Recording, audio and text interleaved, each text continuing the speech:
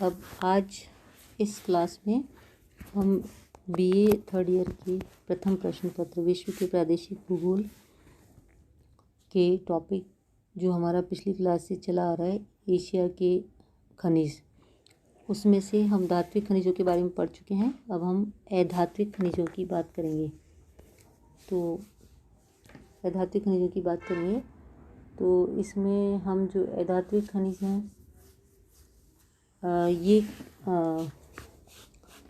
इस जो अधात्विक खनिज हैं वो धात्विक खनिजों की तुलना में एशिया में बहुत कम मात्रा में पाए जाते हैं।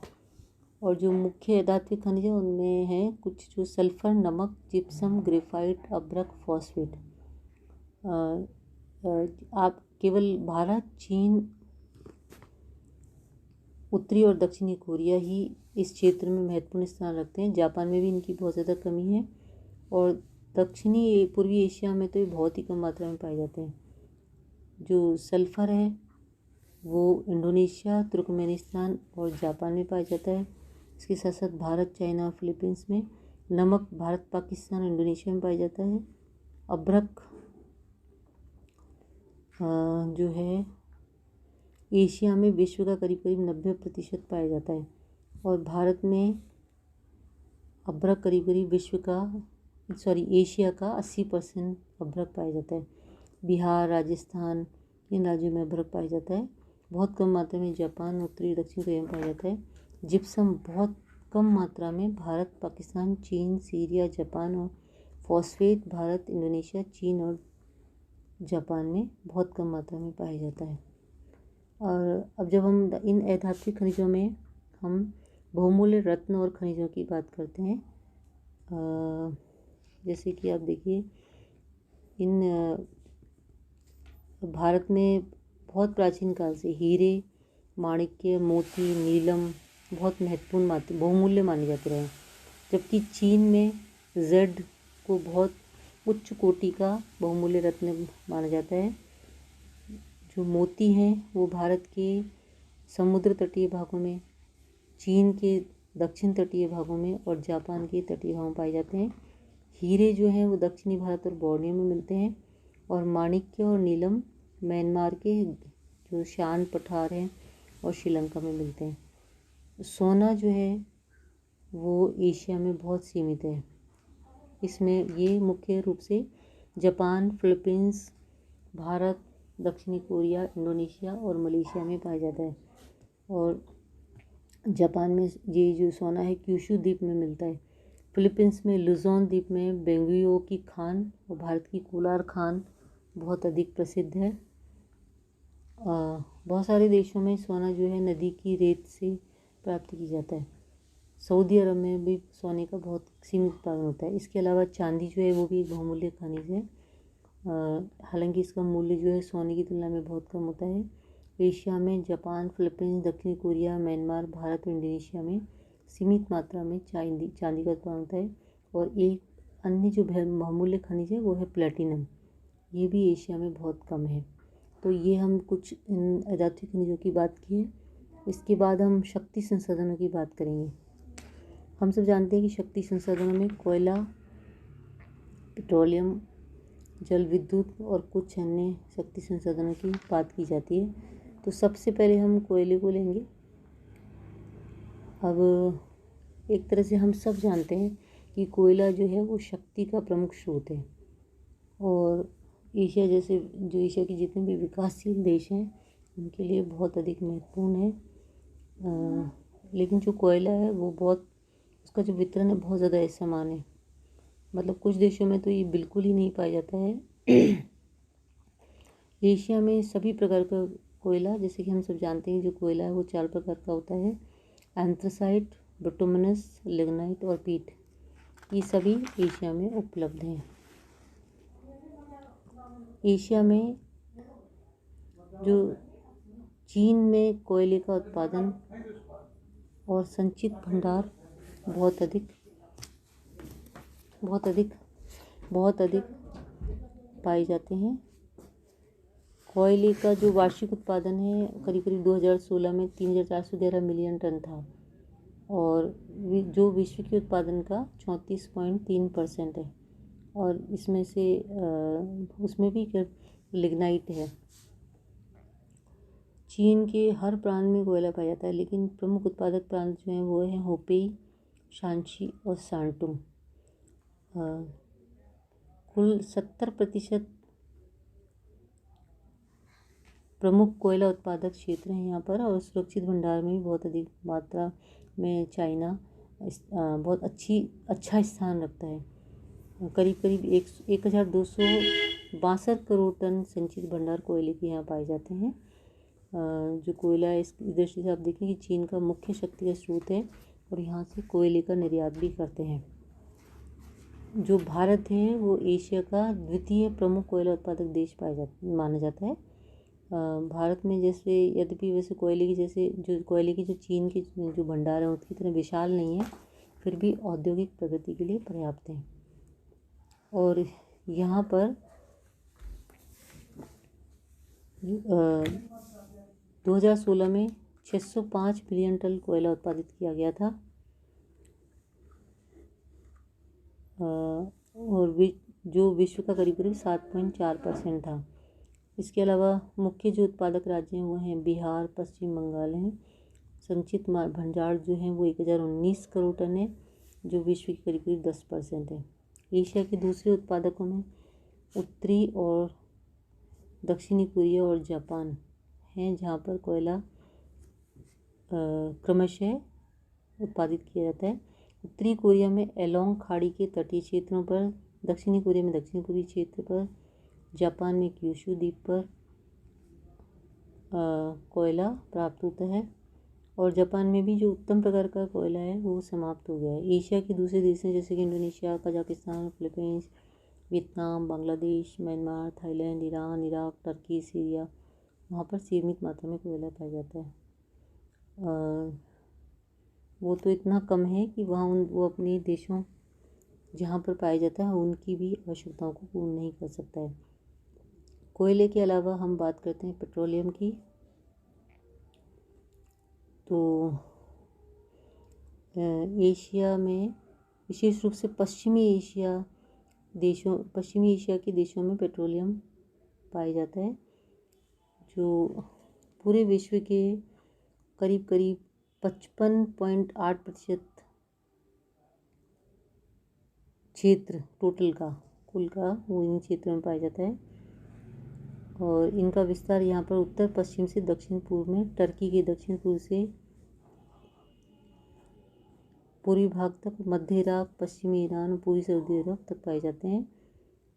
पश्चिमी एशिया के अलावा चीन, इंडोनेशिया, भारत में पेट्रोलियम बहुत अधिक उत्पादित होता है। इंडोनेशिया की जो प्रमुख क्षेत्र है वहाँ पर सुमात्रा, जावा, बोर्नियो में पेट्रोलियम पाया जाता है। सुमात्रा में पेलम्बॉक, मेदन, जाम्बी, बोर्नियो, बालिक, पायन और तराकान। जावा में रेम्बॉक और सुरखिया में पेट्रोलियम पाया जाता है। चीन और भारत में वैसे लगातार पेट्रोलियम के उत्पादन में वृद्धि हो रही है। अब जैसे यहाँ भारत में कई प्रमुख क्षेत्र पेट्रोलियम के रूप में मिले हैं, जैसे कि असम, गुजरात, मुंबई का समुद्र तट, राजस्थान का राजस्थान और गोदावरी बेसिन। इसके अलावा एशिया में म्यांमार, जापान और पाकिस्तान में भी पेट्रोलियम पाया जाता है। चीन में सिक्यांग क्षेत्र में सिक्यांग क्षेत्र में भी पेट्रोलियम का पता लगा रहे, लेकिन अभी पूरी तरह सूचना प्रमाणित नहीं है। एशिया में जो पेट्रोल है उसकी सुरक्षित भंडार सर्वाधिक मात्रा में सऊदी अरब में पाए जाते हैं, करीब करीब 1553 करोड़ मीट्रिक टन, जो विश्व का करीब करीब 20.8% है। कुवैत, ईरान, इराक, संयुक्त अरब अमीरात, चीन, इंडोनेशिया, कतर, म्यांमार, भारत, यहाँ पर भी पेट्रोलियम की सुरक्षित भंडार बहुत अधिक मात्रा में पाए जाते हैं। इसके अलावा बात करते हैं जल विद्युत की। तो जो जैसे जहाँ जहाँ भी एशिया में शक्ति की साधन कम है वहाँ पर जल विद्युत की बहुत पर्याप्त संभावना है। आवश्यकता अपने को किस बात की है? केवल इसका जो नियोजित विकास किया जाए। इसमें पूरे एशिया में जल विद्युत की जो क्षमता है वो सबसे ज़्यादा उत्तरी अमेरिका और यूरोप में है। करीब करीब 40% भारत और पाकिस्तान में, 20% चीन में, 15% इंडोनेशिया में और 7% जापान में जल विद्युत शक्ति की संभावना है। दूसरे देश हैं जैसे कि वहाँ पे बहुत कम है। एक जैसे मुख्य रूप से देखा जाए तो दक्षिणी पूर्वी एशिया की जो हमेशा जो बहने वाली नदियाँ हैं वो इसके प्रमुख स्रोत हैं। जापान जो है वो हमने पिछले पॉइंट्स में बात की थी कि जापान में जितने भी शक्ति के संसाधन हैं बहुत कम मात्रा में पाए जाते हैं। तो ऐसा लगता है कि उसने जल विद्युत का ही शक्ति के साधनों के रूप में अधिकतम विकास कर लिया है। और यहाँ पर जितनी भी संभावित शक्ति है, जितनी संभावना हो सकती है उसके 80% का उपयोग कर लिया है। जापान में लगभग करीब 425 अरब किलोवाट घंटा जल शक्ति तैयार की जाती है। भारत में भी इसका काफ़ी प्रयोग किया जा रहा है क्योंकि कई नदी घाटी योजनाएं पूर्ण हो चुकी हैं और चीन ने भी कई योजनाओं को पूरा किया है। कई अन्य देशों में भी जल शक्ति का उपयोग किया जा रहा है। देखा जाए तो ये जल शक्ति जो है वो ऐसा साधन है जो अन्य जितनी भी शक्ति संसाधनों की कमी है उनकी कमी की पूर्ति कर देता है ताकि देश विकास करे। और इसके लिए आर्थिक और तकनीकी विकास के साथ साथ इन सभी देशों में आपसी सहयोग की आवश्यकता है। इसके अलावा जब हम बात करते हैं अन्य शक्ति संसाधनों की, उसमें आते हैं प्राकृतिक गैस, आणविक खनिज। तो इनमें से जो प्राकृतिक गैस है उसका उत्पादन पेट्रोलियम जहाँ जहाँ उत्पादित वहीं होता है, जैसे कि Indonesia, Bharat, Japan, Myanmar, Pakistan, Turkey, Iran, Iraq, Syria, Saudi Arab, Emirates, यहाँ पर प्राकृतिक गैस प्राप्त होती है। और देखा जाए तो ये आणविक जो खनिज है उसमें पूरा एशिया जो एक निर्धन देश है, केवल बहुत कम मात्रा में मोनोजाइट प्राप्त होता है जो एक थोरियम धातु उत्पादक है, मतलब उससे थोरियम नाम की धातु मिलती है। और ये मोनोजाइट जो है वो प्रायद्वीपीय भारत के दक्षिणी पश्चिमी तट, केरल और श्रीलंका के पश्चिमी तट पर समुद्री रेत में प्राप्त होता है। उस समुद्री रेत के साथ प्राप्त होता है। एशिया के सभी देशों में सौर ऊर्जा के भी विकास की बहुत ज़्यादा संभावना है, कई प्रयत्न भी किए जा रहे हैं इसके लिए।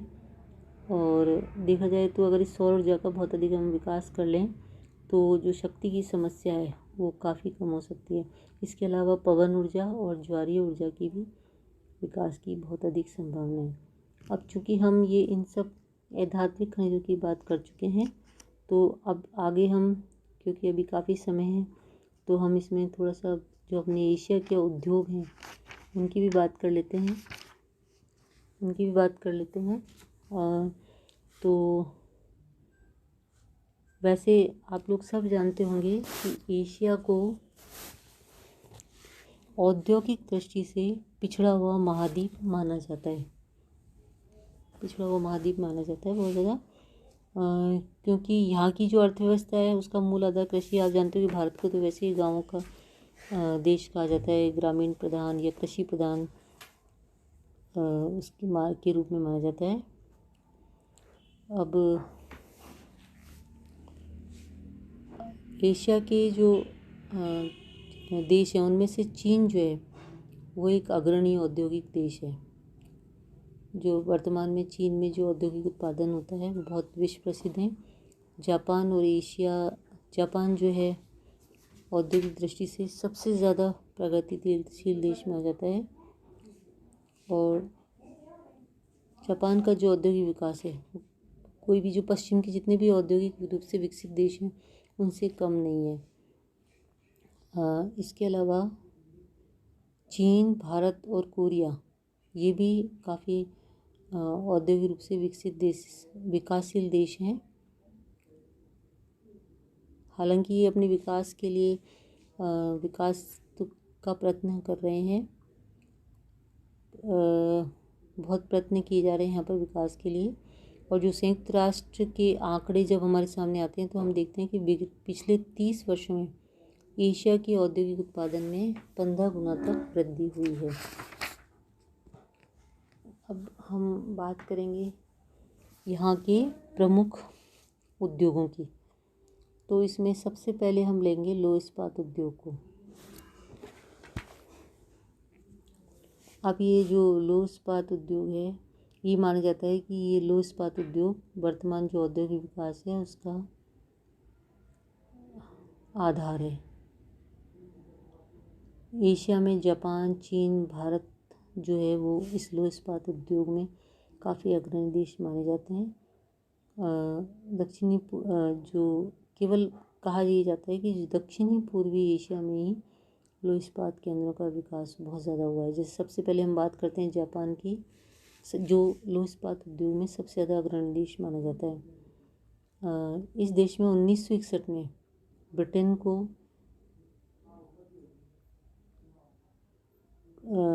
काफ़ी पीछे छोड़ दिया था। और यद्यपि देखा जाए तो जो जापान का इस्पात उद्योग जब द्वितीय विश्व युद्ध हुआ तो बहुत ज़्यादा नष्ट हो गया था, लेकिन इसके बाद उसने 1994-95 तक आते आते बहुत अधिक इसमें प्रगति की और करीब करीब जो इसका इस्पात का उत्पादन था वो 9,56,662 टन था और 2014 तक आते आते वो 80 लाख टन हो गया। यहाँ तक कि आप एक लाइन थोड़ा सा ये नोट कर लीजिए, आप इसको अंडरलाइन कर लीजिए कि सुदूर पूर्व में जो जापान है उसमें इस उद्योग ने इतनी ज़्यादा प्रगति कर ली कि इसको एशिया का ब्रिटेन कहा जाने लगा। या वैसे तो ये यहाँ पर इस देश में लोहे और कोयले दोनों की कमी है। लोहा चीन, भारत, मलाया और फिलीपींस से आयात कर लेते हैं और यहाँ का जो प्रमुख लौह इस्पात केंद्र है वो क्यूशू द्वीप पर योवाता, हांशू और ओसाका कोबे, साथ में टोक्यो, याकुमा आदि क्षेत्र हैं। और इस्पात उत्पादन में जापान का पूरे विश्व में 6ठा स्थान है। आप ये देखिए कि जो चीन में जब साम्यवादी शासन की स्थापना हुई थी उसके बाद लोहा इस्पात उद्योग के विकास में बहुत अधिक ध्यान दिया गया। और जो यहाँ पर लोहा और कोयला दोनों ही पर्याप्त मात्रा में उपलब्ध थे, ऐसा नहीं था कि जैसे जापान में तो दोनों की कमी थी। तो ये इस क्षेत्र में, इस देश में लोहे का, इस उद्योग का बहुत अधिक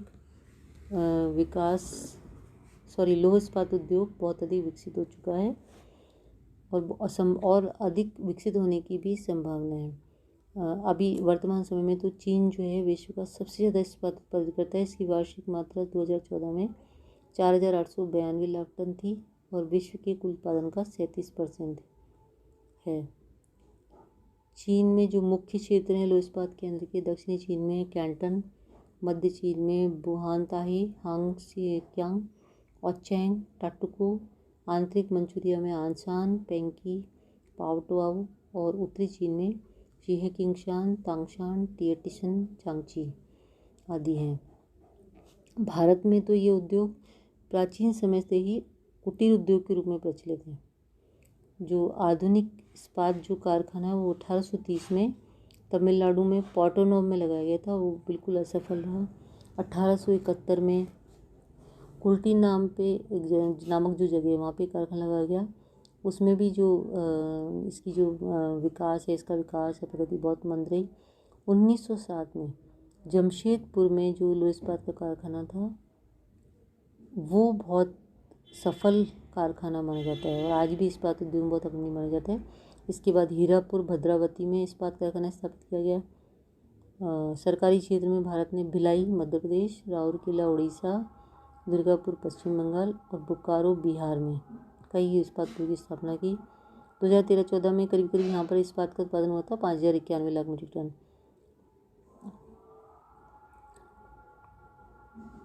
और ये तो केवल ढलवा लोहा का उत्पादन था। 81.5 लाख मीट्रिक टन इस्पात पिंड का उत्पादन हुआ और 850 लाख मीट्रिक टन परिष्कृत इस्पात तैयार किया गया। एशिया के दूसरे देशों में आप देखिए, उत्तरी और दक्षिणी कोरिया में भी इस्पात उद्योग बहुत अधिक विकसित है। बांग्लादेश में चटगांव में एक इस्पात उद्योग स्थापित किया गया है। कजाकिस्तान और संयुक्त अरब अमीरात में भी सीमित मात्रा में इस्पात उत्पादित होता है। अब हम बात करते हैं वस्त्र उद्योग की। अब एशिया में सबसे ज़्यादा विकसित जो वस्त्र उद्योग है वो है सूती वस्त्र उद्योग। इसके बाद ऊनी और रेशमी वस्त्र उद्योग आते हैं। तो सबसे पहले हम बात करेंगे सूती वस्त्र उद्योग की। तो ये जो सूती वस्त्र उद्योग है, ये एशिया के अनेक देशों में इसका विकास हुआ है, लेकिन जो दक्षिणी पूर्वी एशिया देश हैं वहाँ पे तो इनका उत्पादन सीमित है और उत्तम भी नहीं, मतलब उनकी जो उनमें उनकी उत्तमता की दृष्टि भी निम्न है। हालांकि जो वस्त्र उद्योग है इनके केंद्र पाकिस्तान, बांग्लादेश, कंबोडिया, इंडोनेशिया, उत्तरी Korea, Vietnam, Turkey, Kyrgyzstan, Tajikistan है। और इसमें प्रमुख उद्योग जो हैं वो हैं जापान, भारत, जो प्रमुख उत्पादक देश हैं इस उद्योग के लिए वो हैं जापान, भारत और चीन।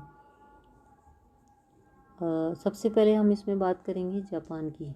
जापान जो है वो सूती वस्त्रों के निर्यात में विश्व में बहुत अधिक महत्वपूर्ण स्थान रखता है।